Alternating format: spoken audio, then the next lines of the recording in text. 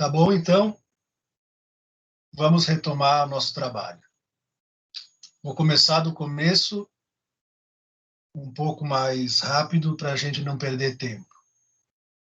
Estava dizendo, gurias e guris, que o semestre passado a gente estudou Psicopatologia 1, se ocupando mais das formas clássicas de sofrimento, que era a partir das estruturas e subestruturas psíquicas, né? E a proposta dessa disciplina, desse semestre, é a gente estudar as modalidades de sofrimento contemporâneas ou, como querem outros filósofos, pós-moderna, né? Então, eu vinha dizendo para vocês que o nosso tempo se chama contemporaneidade ou pós-modernidade, depende da linha teórica que a gente se ocupa. Mas, de qualquer forma, a gente vai estudar essas, que são as formas de sofrimento, as formas de sintoma, que a gente está mais acostumado a ouvir no senso comum e no consultório, que é ansiedade, depressão, anorexia, psicossomática, alcoolismo, toxicomania, essas formas que a gente hoje nomeia o sofrimento psíquico e que os pacientes também já estão acostumados com essa semiologia, com essa nomenclatura, né?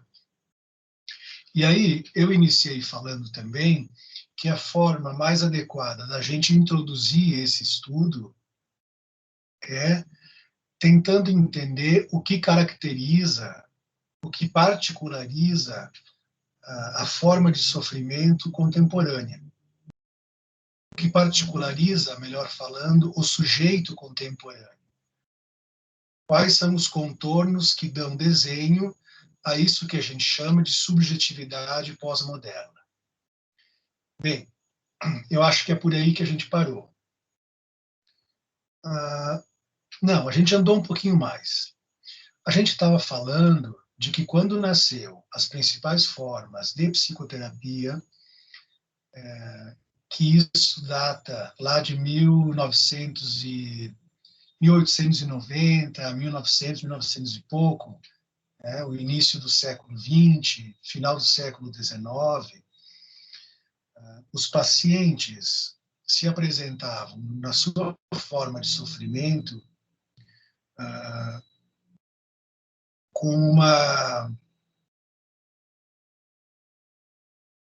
com um matiz mais neurótico de sofrer.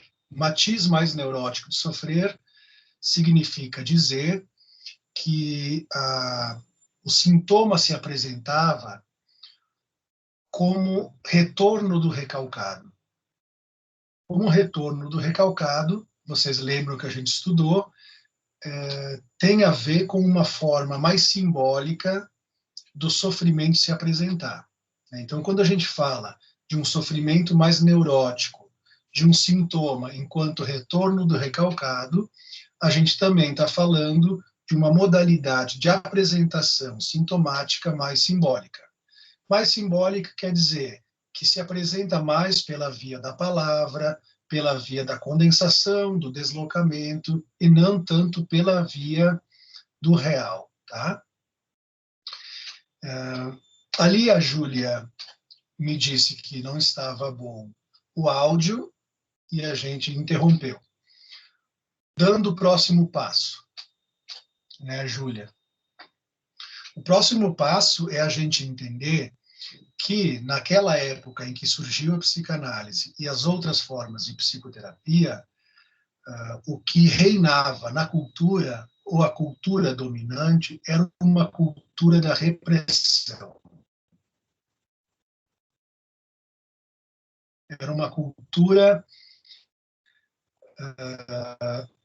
de recalque, era uma cultura de supressão dos afetos. Da época, era uma cultura que mandava controlar os impulsos. Era uma cultura repressora. Por isso que o sintoma era o retorno do recalcado, né? Se recalcava tanto as pulsões que essas pulsões precisavam aparecer de forma transformada, tá?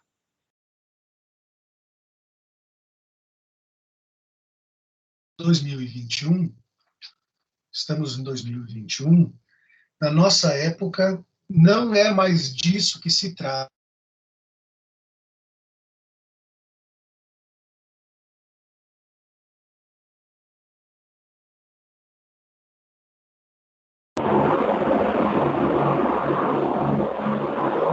Com a repressão do sexual, com a repressão das pulsões. Muito pelo contrário, né, gurias? A questão que uma vez era central, por exemplo, o saber que se apresentava de forma hierárquica, né? O saber que vinha de cima para baixo, o respeito às tradições, às figuras de autoridade, a figura paterna, a lei, as proibições, isso que era central e que, portanto, fazia parte do imaginário, hoje em dia caiu por terra, né? Então, as normas, a figura do pai, as leis, isso já não tem mais a ver com a forma de sofrer atual. A forma de sofrer atual tem muito mais a ver, né, com a carência desses mecanismos repressores, tem muito mais a ver com um excesso de individuação, um excesso de liberdade, digamos assim, tem muito mais a ver com uma falta de representações de alteridade e de autoridade, tem muito mais a ver com isso, do que o contrário. Então, vamos dizer assim, né, para resumir um pouco, uma vez se sofria por um excesso de autoridade, um excesso de lei, um excesso de norma, e hoje há uma subversão disso e as pessoas estão sofrendo justamente por uma carência de referências, por uma carência de normas, de leis, por uma carência dos grandes textos organizadores da subjetividade, né? Hoje a gente fala muito da cultura do narcisismo, da cultura do espetáculo, do individualismo, do egocentrismo. A gente fala muito dessa falta de referências simbólicas, a gente fala muito desse excesso de ego, né, que marca a nossa época. Isso quer dizer, né, que mudando a subjetividade, mudando o discurso da cultura, muda também a clínica, muda a forma de acolher, muda a forma de intervir. Então, uma vez as pessoas sofriam por excesso de norma, hoje elas sofrem porque elas são tomadas por uma falta radical de referência e por um vazio avassalador. Um vazio quer dizer ausência de bússola, né? Uma ausência de norte, uma ausência de representações que possam dar um balizamento sobre como devemos seguir a vida. Quer dizer o quê? Quer dizer, metaforicamente falando, que quando a gente não pode mais confiar no pai ou nas figuras deslocadas do pai, figuras de chefe, de sábios, de senhores, né, de mestres, quando a gente não pode mais confiar nessas pessoas ou nessas representações imaginárias e simbólicas, a gente tem a sensação de estar no mundo sozinho, tendo que dar conta da vida com as próprias ferramentas. Isso quer dizer que a gente só pode sentir uma necessidade de inflar o nosso narcisismo e o nosso ego, já que não podemos contar com ninguém a não ser conosco, a não ser consigo próprio, tá? Essa é a crise pós-moderna.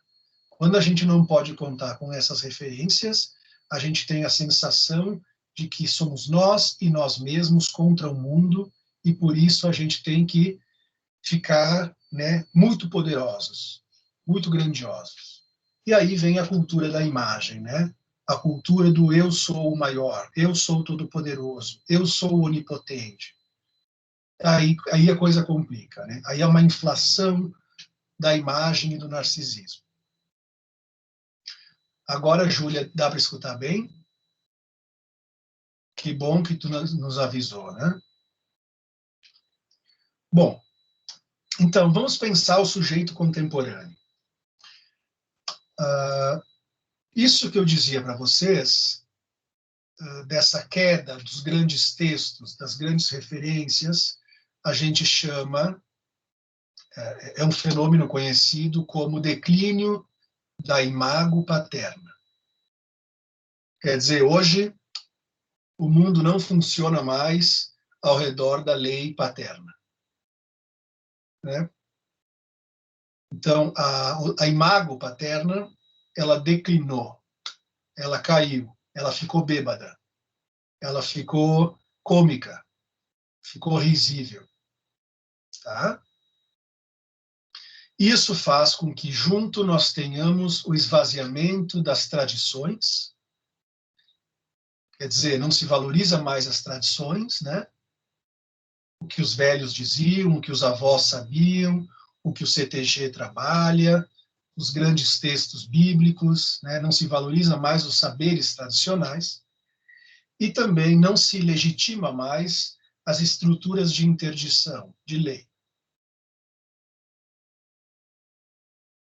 Isso produz uma mudança na psique muito grande.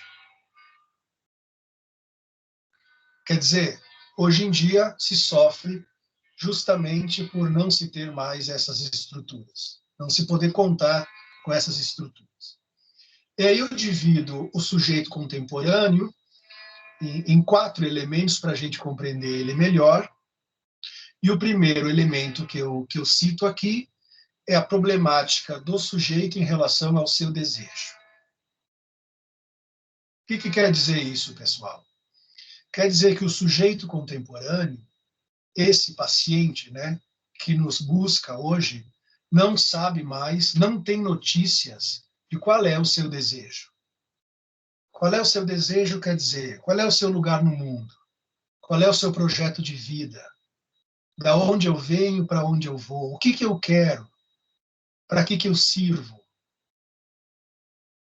Então, são adolescentes e adultos que não sabem mais o que querem fazer da vida, né? E você sabe muito bem que o desejo é aquilo que nos singulariza e é aquilo que nos diferencia do outro e é aquilo que nos dá um norte. Hoje em dia, nosso sujeito não sabe mais nomear o seu desejo. Portanto, não sabe mais o significado da vida, não sabe mais o que realmente importa e assim vira presa fácil do mundo, principalmente do discurso do mercado e do discurso do capital. Vira presa fácil do marketing, né? Vira presa fácil daquilo que o outro lhe devolve da sua imagem.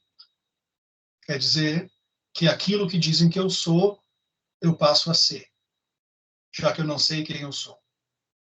Esse é um problema número 1. Problema número 2 é a relação do sujeito com o outro. Com o outro como o pequeno outro, né? Com o nosso vizinho, com o nosso semelhante, com o nosso amigo da internet, com o nosso colega. Significa dizer que o sujeito contemporâneo não consegue compreender o outro além do que um espelho de si próprio. Então, o outro passa a ser o meu espelho, seja para eu me exibir, seja para eu me reconhecer, seja para eu capturar, seja para eu torná-lo um objeto do meu sadismo, né? Porque quando a gente não consegue atravessar uma mínima experiência de castração, a gente não consegue reconhecer o outro como um outro. realmente radical, uma alteridade, né? Então, o sujeito contemporâneo está capturado nessa imagem como o outro como espelho. E aí, isso explica todo tipo de desgraça, né?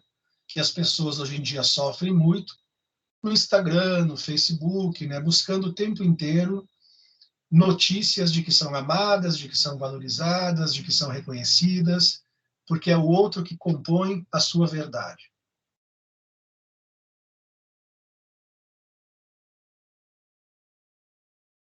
Então, qualquer desfoque dessa imagem, né? Qualquer coisa que o outro devolve da minha imagem e que não combina com o meu ideal, eu já descarto. E aí nós temos aquelas narrativas clássicas, né? Se vem para somar, tudo bem, mas se vem para causar problema, não quero. Se, se me agrega, bem-vindo. Se não, já a fila anda, né? Esses discursos bem atuais de que a pessoa só é tolerada desde que ela devolva a imagem que eu quero de mim mesmo. Então, existe uma lógica no ar de que o sujeito se basta, né? Eu sou eu, não preciso de mais ninguém, eu estou pleno, se tu tá na minha vida é, é para somar. É uma lógica narcísica, mas que ao mesmo tempo denuncia, né, esse fracasso do outro enquanto constitutivo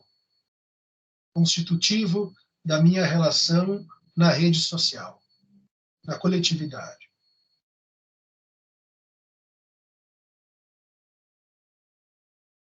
Então vocês vejam bem, né, a sociedade do narcisismo, a sociedade do espetáculo, tudo é imagem, tudo é olhar, tudo é pleno, né? Todo mundo está feliz. Terceiro ponto importante da subjetividade contemporânea é a relação do sujeito com o grande outro. Vocês sabem o que é o grande outro, né? O grande outro é esse lugar aonde habita o saber, a linguagem, aonde habita os significantes que faltam para mim. O grande outro são as figuras de alteridade maior, são o lugar dos mestres, o lugar do professor, o lugar do prefeito, o lugar do pai, o lugar da mãe, né? O lugar desse que tem algo que eu não tenho. Bom, hoje em dia, essa relação com o grande outro está extremamente fraca e a gente observa um fenômeno que é chamado de horizontalidade ou comunitarismo. Significa dizer que aquela relação vertical do sujeito com o saber passa a ser uma relação horizontal, aonde não há mestre. O saber está disponível a todo mundo se relaciona como uma relação de irmãos, né? Onde as hierarquias não são mais válidas, aonde todo mundo é brother, né? Todo mundo está na mesma, e essa figura do chefe, do líder, quando aparece, é vivida de forma paranoica, né? Então o líder é sempre alguém que é invasivo, que é abusador, sempre é alguém que ultrapassa os limites, né? Então as figuras de alteridade, quando aparecem, são sempre muito persecutórias, tá? Então é uma dificuldade do sujeito lidar com essa diferença de posições subjetivas. Então se chama do mundo comunitário, dos irmãos, né?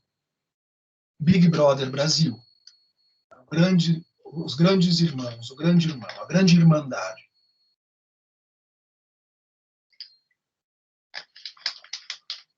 E esse negócio é complicado porque no momento em que a gente abole essa estrutura que deveria mais ou menos dar parâmetros existenciais para todos, quando a gente abole essa estrutura, cada um tem que inventar o seu próprio mundo, a sua própria lei e as suas próprias normas e os seus próprios princípios. Isso é complicado, né? Porque quando não tem mais uma lei simbólica que organiza a vida do coletivo, cada um é responsável pelo seu pequeno mundinho.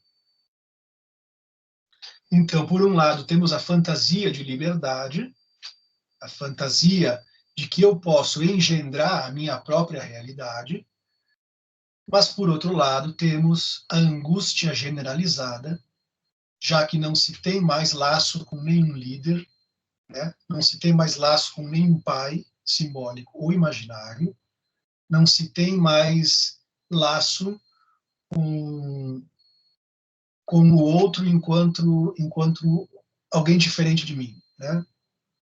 Então a gente cai numa angústia, a gente cai num pânico.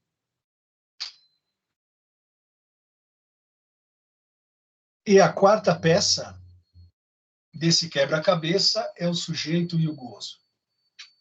O sujeito e seu desejo, o sujeito e o pequeno outro, o sujeito e o grande outro, e o sujeito e o gozo. Você sabe que gozo é o nome que a gente dá para aquele movimento psíquico que busca anular a falta, o registro da falta, da castração.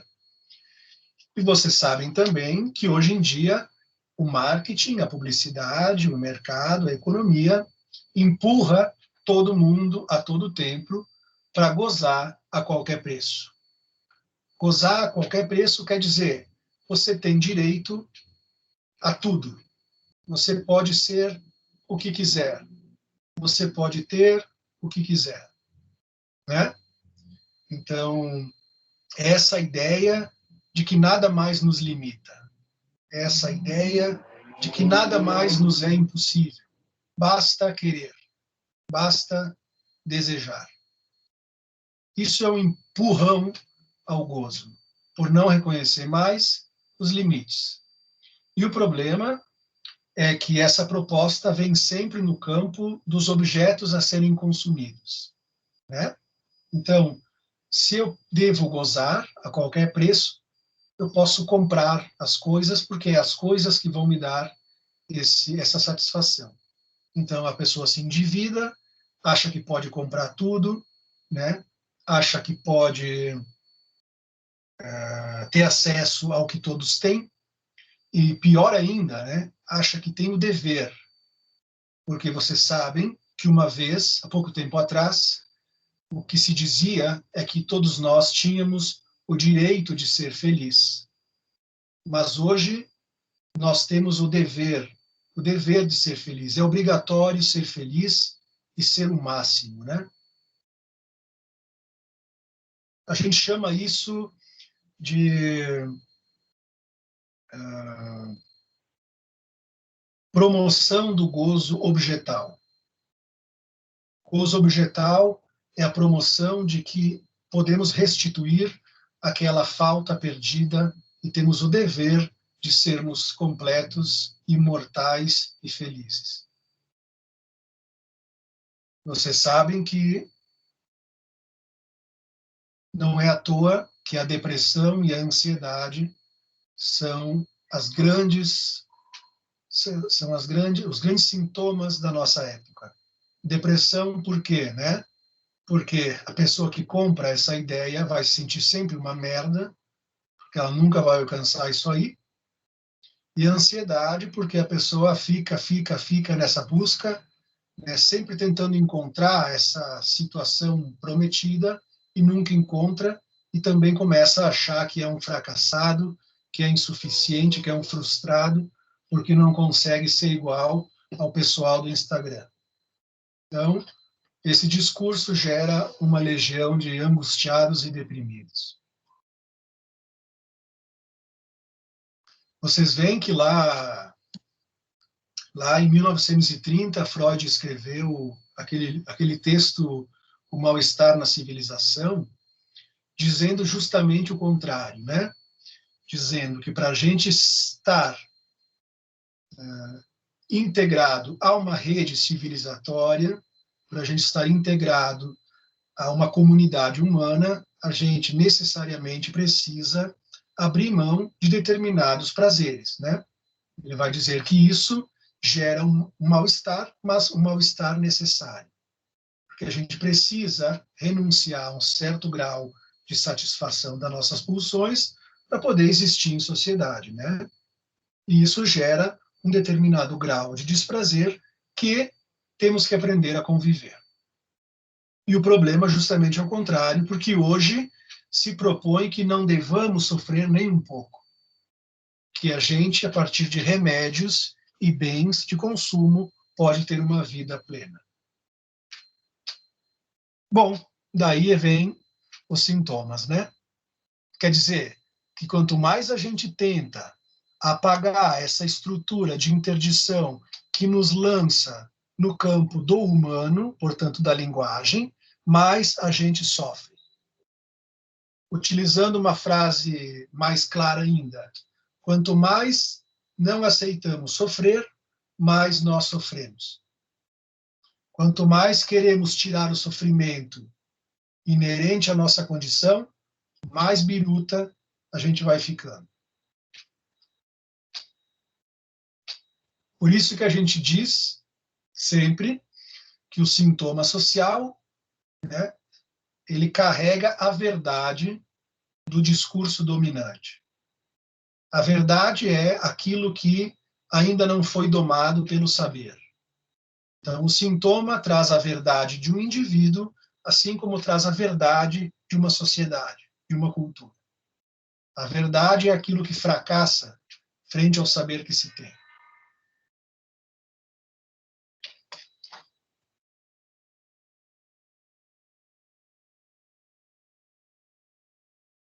Então, hoje, a gente está extremamente dependente dos objetos que a gente pode comprar, ou da imagem que a gente pode veicular.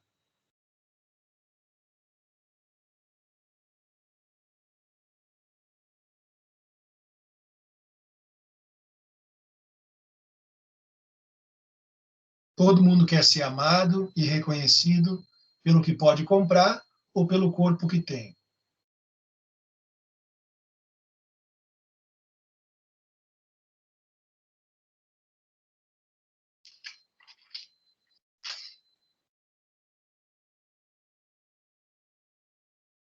Vocês entendem isso, né?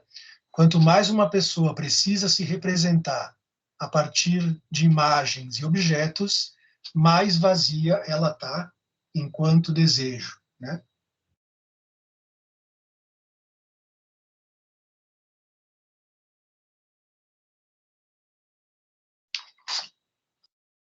Aí vem as três grandes modalidades de dor: depressão, vazio e pânico. Sabe o que é pânico, né? Pânico é realmente tu perder todas as referências simbólicas que organizam o teu mundo, né? É estar à deriva, é se dar conta da pequenez de cada um no universo. Agora, uma nova modalidade de estar no mundo é a cultura do direito, né?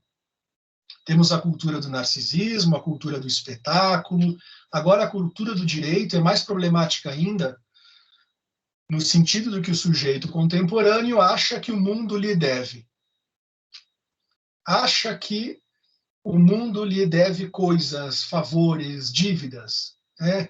É o famoso eu não pedi para nascer. É o famoso o Estado tem que me dar. É o famoso vou pôr na justiça. É a cultura do direito. É o adolescente de hoje em dia, né? Não pedi para nascer, então tu tem que me dar as coisas. A cultura do direito é a cultura da vitimização.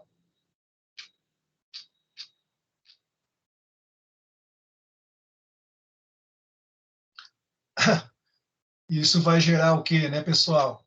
Violência. A violência aparece sempre que fracassa a palavra. Fracassou a palavra, fracassou o simbólico, apareceu a violência. Quando se está no imaginário, numa relação ou eu ou tu, numa relação de igual, sem um intermédio simbólico, apareceu a violência.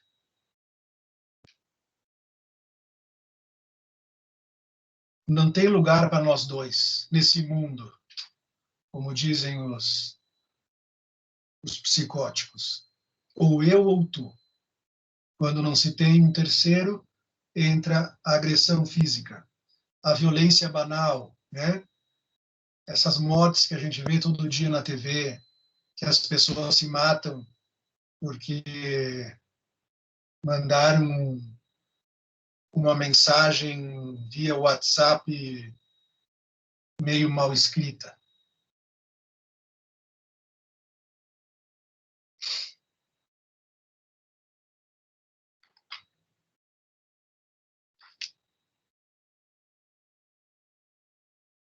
Quando a gente acha que tem direito a tudo, a gente também acha que pode matar, que pode agredir, já que não estão me dando aquilo que me devem.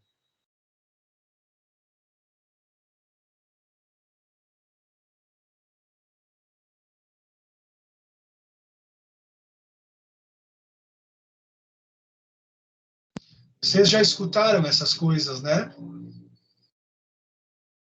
Já leram sobre isso, né? Bruna, vocês sabem que o Zygmunt Bauman fala muito disso, da sociedade líquida, né? Do amor líquido, do medo líquido. Vocês sabem que tem o Gilles Lipovetsky, tem esses sociólogos atuais que trabalham esses conceitos.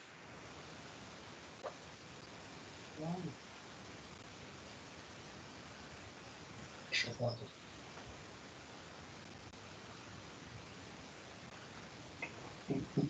Vocês viram?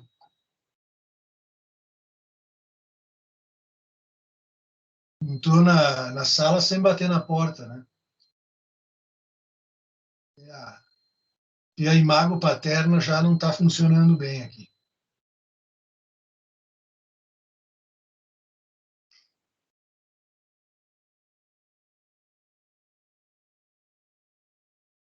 É por isso também que os professores hoje apanham, né, na sala de aula, mandam eles tomar no cu, chamam os professores de filha da puta.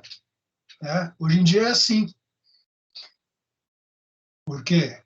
Porque essa figura não tem mais validação fálica, né? Todo mundo fala mal de todo mundo, filha entra no quarto, pai dando aula, e... Então nós estamos complicados.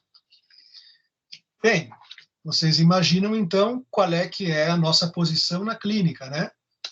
Se a figura de autoridade, de alteridade, de saber está esvaziada, como é que o paciente hoje se dirige a nós? Não é mais, né, fazendo aquela suposição de saber que se fazia uma vez, né? Aonde o clínico estava num lugar cheio de investimento transferencial, né? Não está mais nesse lugar, e o paciente vinha, né, pegar um pedaço desse saber que o terapeuta tinha. Hoje não funciona mais assim, porque hoje o paciente vai no Google, ele faz umas consultas online, ele já sabe tudo sobre o diagnóstico dele, então ele vem ali conversar um pouco e ver se tu pode dar umas dicas, né? Se tu pode dar uma técnica, porque os adolescentes, os jovens de hoje adoram técnicas. Me explica como fazer isso, me explica como fazer aquilo. É o mundo da técnica, né? É o mundo da validação científica. E o saber não, não existe mais. Então, o paciente hoje não vem com essa interrogação, né? Quem eu sou, me ajuda a descobrir o meu desejo, me ajuda a descobrir o meu caminho. Não. Ele vem, me dá uma técnica, me diz o que fazer, tu tem um conselho, ele vem pedir objetos. E aí se torna mais difícil para nós tem que ter mais paciência para introduzir o paciente no campo da obliquidade, da subjetividade, do simbólico. É difícil, vocês vão ver nos estágios, né? Não tem mais essa coisa do que você acha, doutor? Né? Você tem alguma hipótese sobre o que está acontecendo comigo? Isso não tem mais. Quer dizer, tá, mas aí tu me diz o que fazer, né? É assim. Ô, Bernardo, tá, mas tá, agora que eu falei aí uma coisa, me dá uma técnica para eu melhorar na carreira, né? É umas coisas assim. Mudou muito a forma de interpelar o outro.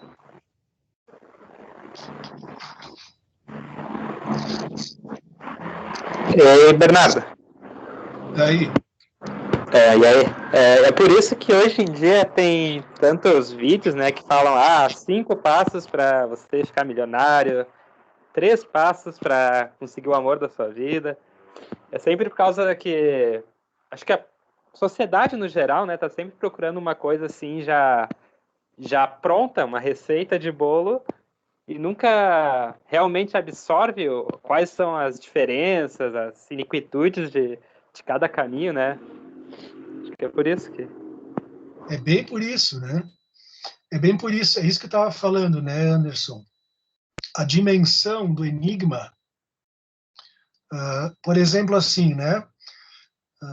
Na época dos gregos, vocês sabem que quando os gregos tinham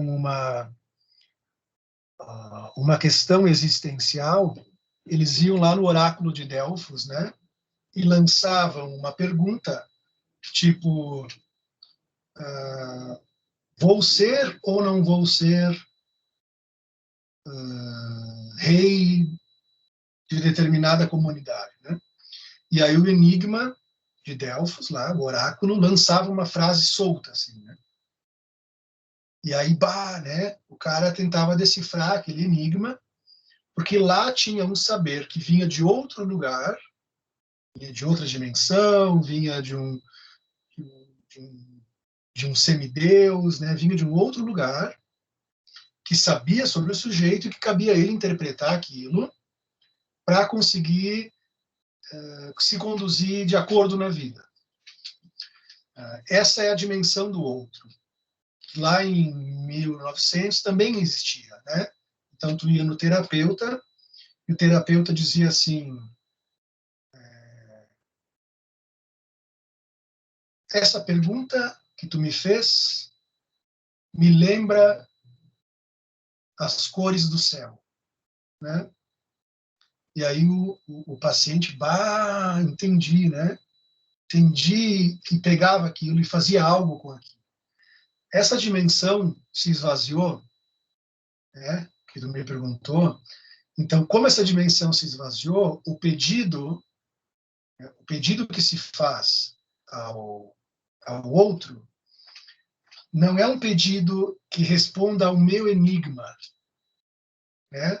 Não tem um enigma no ar, não tem uma questão existencial para ser interpretada. A gente está numa relação, como tu bem colocou, de técnicas.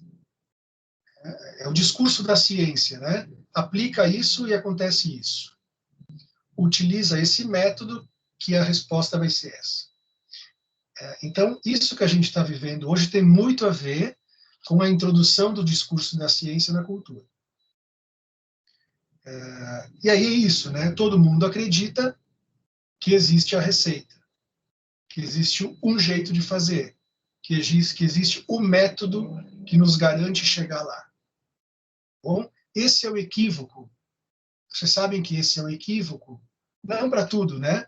Mas quando se trata de psique, quando se trata de seres humanos atravessados pela linguagem e, portanto, marcados pela falta, isso não funciona. Só que, por que eu vou atrás de métodos, de técnicas, por que eu vou atrás de receitas? Justamente para eu não me interrogar a respeito do meu enigma, que é muito mais difícil.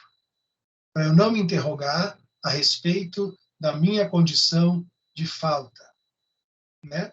Então eu vou atrás de métodos. Bem, essa é a questão principal, né? Tu lembrou perfeitamente bem que hoje em dia as pessoas não se interrogam mais sobre o seu desejo, mas se interrogam mais sobre os seus objetos, sobre as boas práticas, os métodos.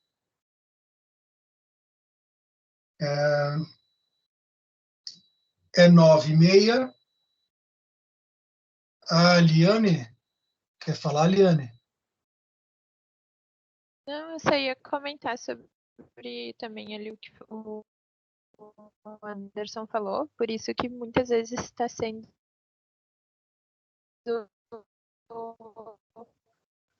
muito num terapeuta, né? Aconteceu na empresa, não sei se está dando para me ouvir bem. Interrompeu, repete, por favor.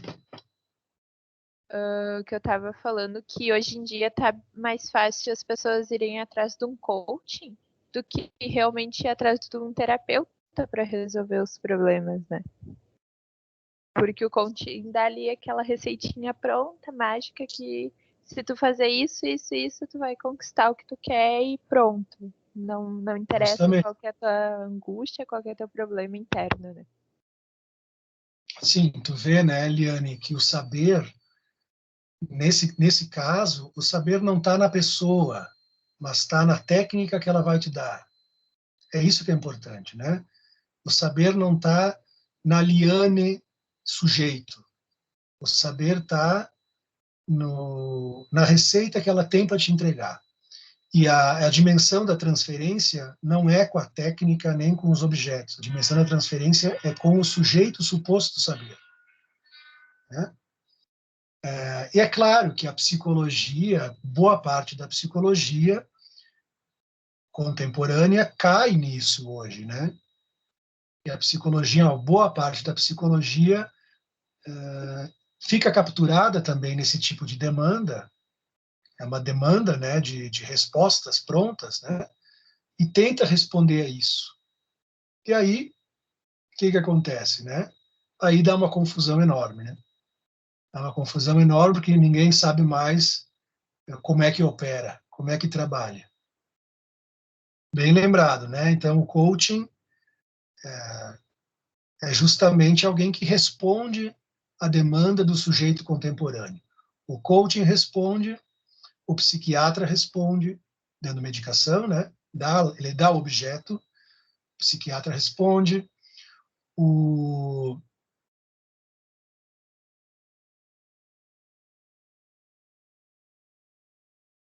o cirurgião plástico responde, responde à demanda contemporânea de que é acessível aquilo que me falta. Quando a nossa questão é fazer funcionar aquilo que me falta. Então a gente faz um intervalo de 10 minutos para fazer xixi, cocô, lavar o rosto, tomar uma água, comer uma maçã, né? Para a gente descansar um pouquinho. Depois eu volto daqui 10 minutinhos para a gente ir para a segunda parte da aula e depois a Paola poder fazer aquilo que ela está precisando, tá? Vou dar um pause aqui no vídeo. Vejo vocês daqui 10 minutos.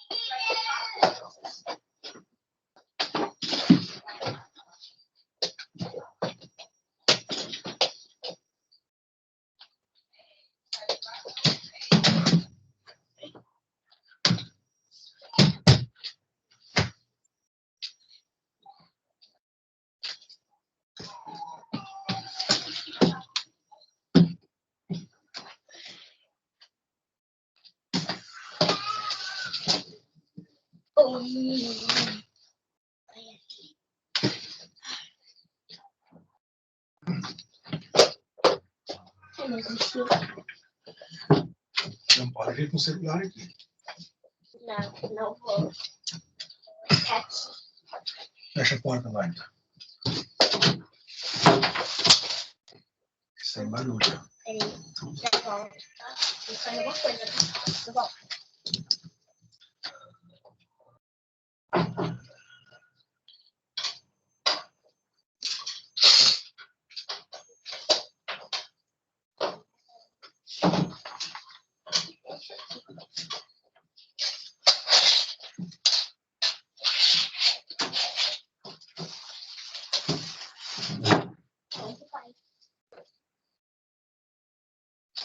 Já?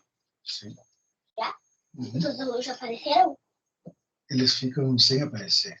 Tá, mas tu já tá dando aula? Já tô dando aula. Começou? Só. Quer dar oi? Quero. Vem aqui dar oi. Aparece aí. Oi. Isso. Ó. Que linda! Porque ela tá Obrigada. com a janelinha, ó. Não bate. Bate você também. Muito bem, estamos voltando à nossa aula.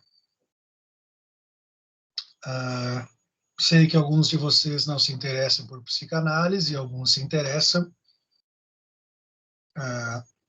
O meu esforço nessa disciplina vai ser contemplar a psicopatologia de forma geral e depois introduzir a psicanálise para a gente aprender um pouco mais além da descrição, né, como foi o semestre passado.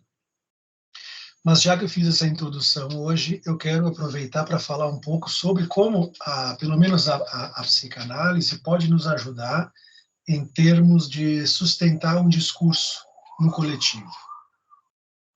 A partir do que a gente entende como ética. Vocês sabem o que é ética, né? Ética é a disciplina filosófica que se ocupa de investigar o que é o bem e quais os meios de alcançá-lo. E a psicanálise propõe uma ética. A ética da psicanálise é a ética do desejo.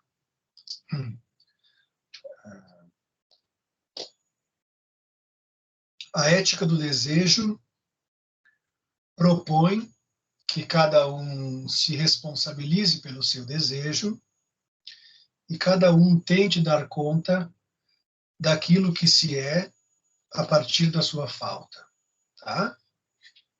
E também propõe que o desejo tem uma dimensão trágica. Uma dimensão trágica no sentido de que para desejar a gente precisa se confrontar com a castração. No sentido da tragédia, né? Que se a gente decide viver, a gente decide, ao mesmo tempo, abrir as portas para a falta.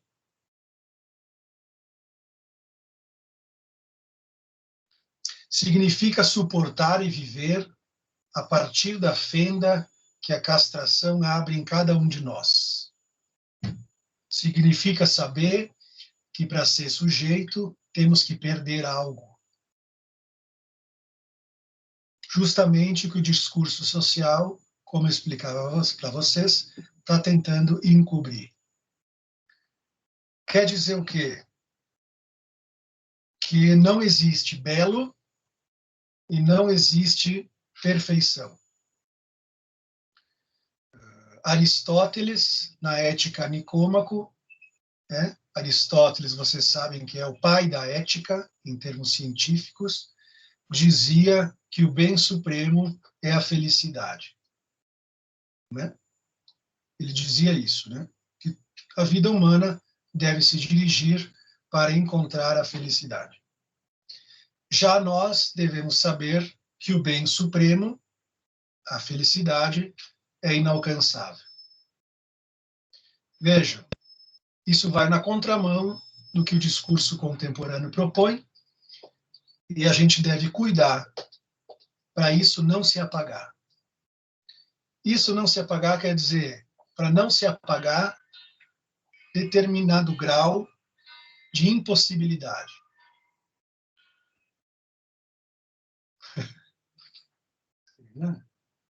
Licença, filha. Vai lá. Ou seja, algo do impossível precisa estar presente, senão a gente enlouquece. Algo da falta tem que ser contornado pela palavra, pelo simbólico, senão a gente apaga a nossa possibilidade de desejar. Então vocês veem, qual é a função da psicanálise na cultura, hoje em dia mais do que nunca? É sustentar um discurso que proponha, em primeiro lugar, que a plenitude é uma ilusão, que a condição humana é faltosa, que para desejar é preciso pagar um preço, que a existência é sempre inacabada, que o bem supremo não existe. Quer dizer, nós temos que ser o guardião desse intervalo no qual cada um de nós se enraiza para existir. Aí tem pessoas também que falam sobre a chamada ética do real, né? Ética do real. O que é o real? Real é a dimensão do impossível. Real é aquilo que não se deixa domar. É a contingência. Real é aquilo que nos assombra, que nos surpreende e que a gente não consegue capturar por inteiro. Então, nós, pelo menos da psicanálise, precisamos nos ocupar dessa ética, de sustentar a legitimidade de um impossível.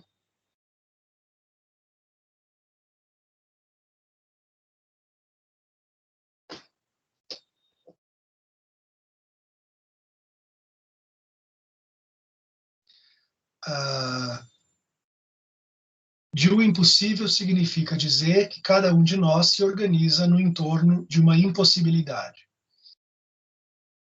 Outro dia eu estava assistindo um filme muito legal chamado Clímax, de um cineasta muito interessante, não me lembro o nome dele agora, e lá no meio do filme dizia: a vida é uma impossibilidade coletiva.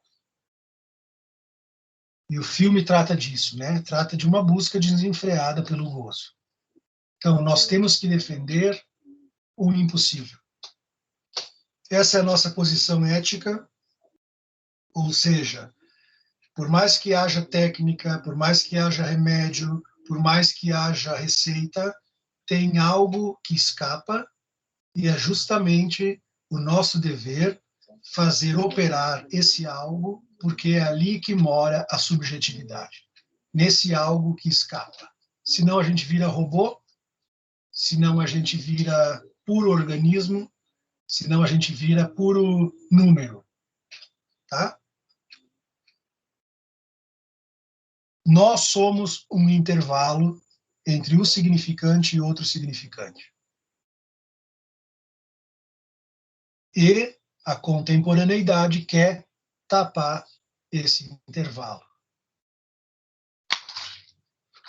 Vejam que colocação bonita, né? Uma escuta ética, então uma intervenção ética, seja no social ou no sujeito, está em levar o sujeito a se confrontar com a realidade da condição humana, com sua própria morte, sem esperar a ajuda de ninguém, tecendo seu lugar no mundo com os fios da responsabilidade e do desejo.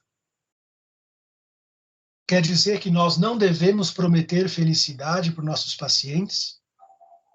Uma, porque a gente sabe que ela não existe, e outra porque a gente não tem para dar. Nós não temos felicidade para dar. Não devemos prometer isso.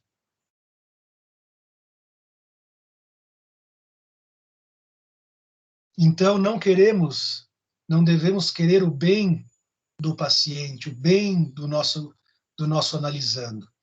Porque querer o bem de alguém é objetalizar esse alguém. Então, a máxima, né, de amar ao próximo não serve aqui. Querer o bem do próximo não serve para a nossa prática. Querer o bem do próximo é torná-lo meu objeto. Então, não devemos, né, propor nada nesse sentido. Entendam a radicalidade que é isso, pessoal.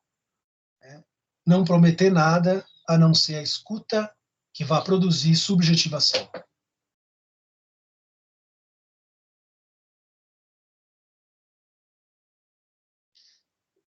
O nosso sujeito contemporâneo precisa entender que há algo de tudo aquilo que ele quer interditado. Sem interdição, não vai. Vocês lembram que a gente estudou o Nobo Romeano, né? Aqueles 3 círculos, real, simbólico e imaginário. Né?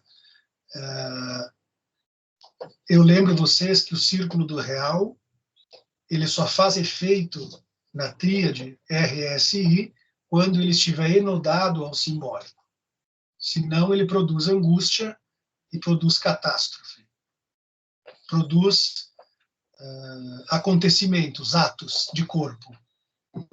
E a problemática atual é que o real não está enodado ao simbólico. É justamente isso que eu venho falando para vocês, né? Se não se legitima o real, ele faz efeitos catastróficos numa comunidade, num país ou no corpo.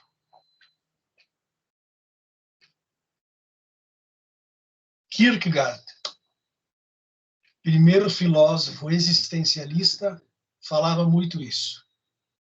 Né? O mais desesperado dos homens é aquele que não se desespera. Mais ou menos como o que a gente está conversando aqui. Kierkegaard, o desespero humano. O homem que não sabe do impossível, né, se desespera.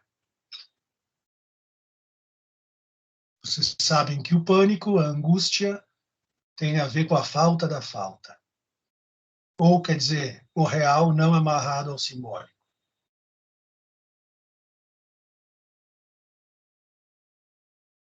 Como diz Kierkegaard, carecer do impossível significa que tudo se tornou para nós necessidade ou banalidade. Vocês sabem que isso tem muito a ver com a nossa conflitiva atual, né? Da banalidade. Lembrando Hannah Arendt, né? A banalidade do mal. Eles já leram isso, né? Então, vocês veem a política do analista, não é política de esquerda, não é política de direita, não é defender a política do analista, não é defender direitos humanos, não é defender igualdade, não é defender capitalismo, nem comunismo, nada. A política do psicanalista é defender que sempre há um impossível. E só. Não tem que ficar fazendo mobilização. Olha aqui. A política do analista está na sustentação de um discurso que autentique o ingovernável e que demarque o impossível. Isso também se baseia um pouco aquele filósofo italiano, esqueci o nome dele agora, que fala do ingovernável. Então, vocês entendam, quem quer seguir esse caminho, que a nossa função maior é fazer a falta operar. Fazer a falta operar numa empresa, fazer a falta operar numa instituição, fazer a falta operar num sujeito, numa família, fazer a falta operar em qualquer lugar. Se a falta não opera, engessa tudo, trava a máquina e a coisa explode.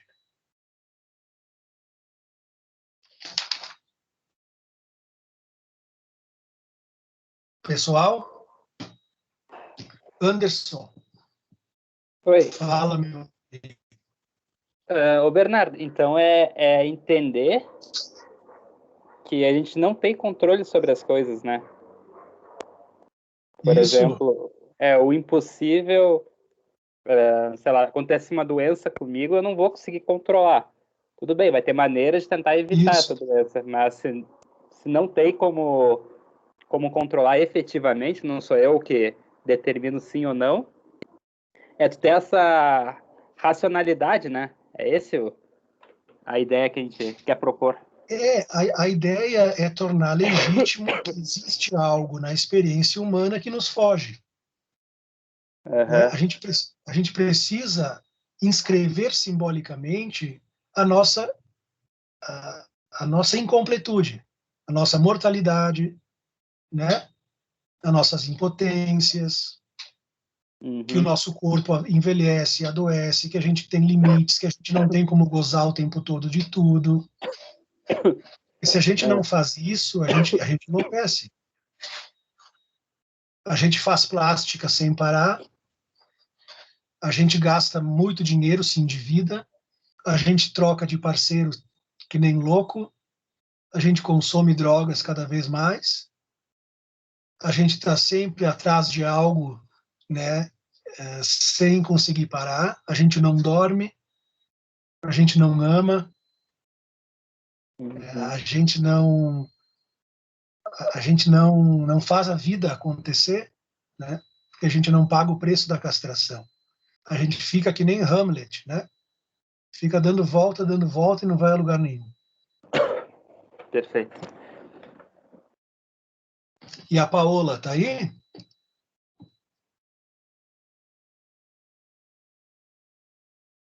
Não tá. Estava preocupado com a Paola.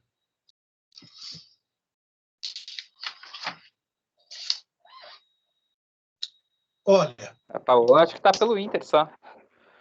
tá onde? Eu acho que ela tá só para assistir o jogo do Inter.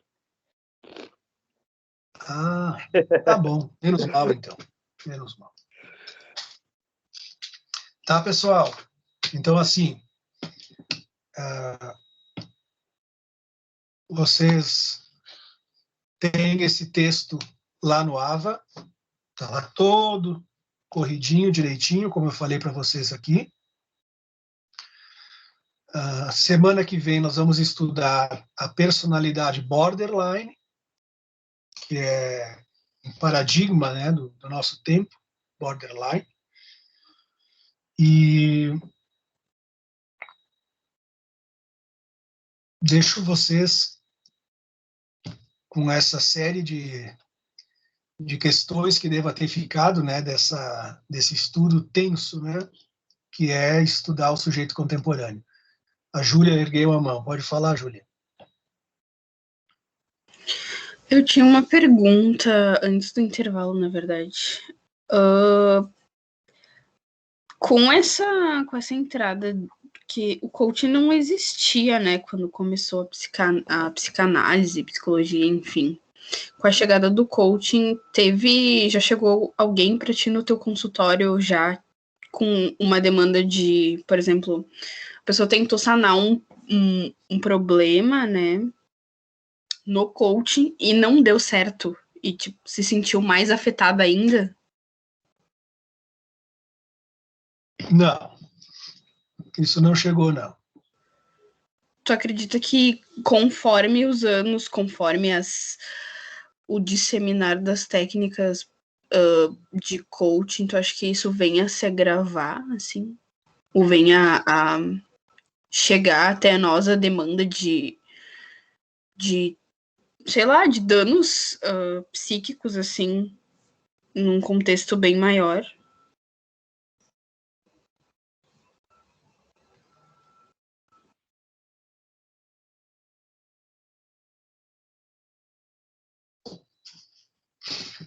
Olha,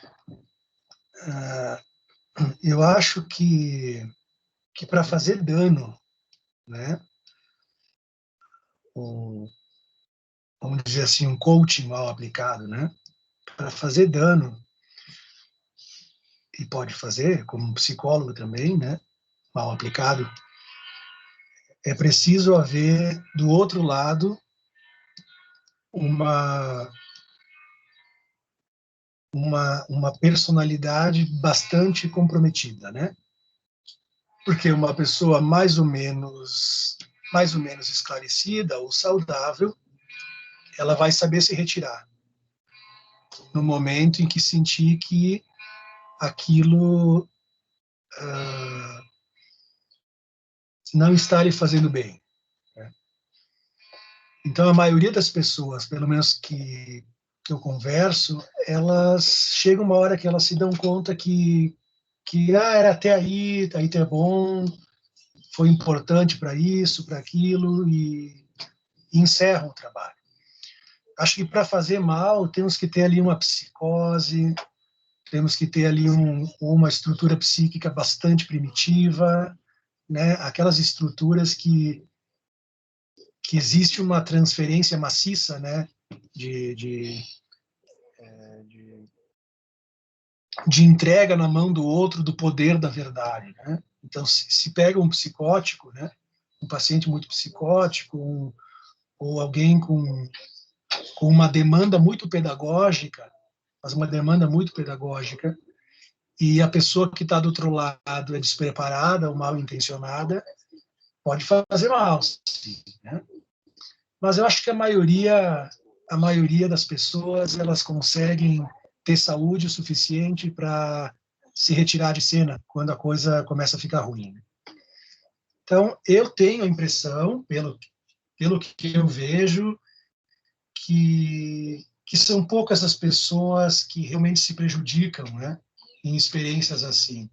Só aquelas que também se prejudicam como pastor, que também se prejudicam como médico, que também se prejudicam como leitor de cartas, né?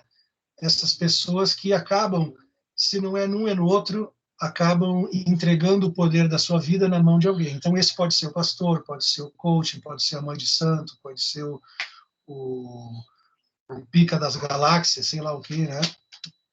Alguém vai fazer esse papel na vida delas. Mas acho que o importante mesmo é a psicologia, saber o seu lugar, né? Porque senão mistura, é isso que eu falava antes, né? Senão acaba, vou também pegar umas técnicas daqui, vou pegar umas ferramentas dali, e aí sim a gente perde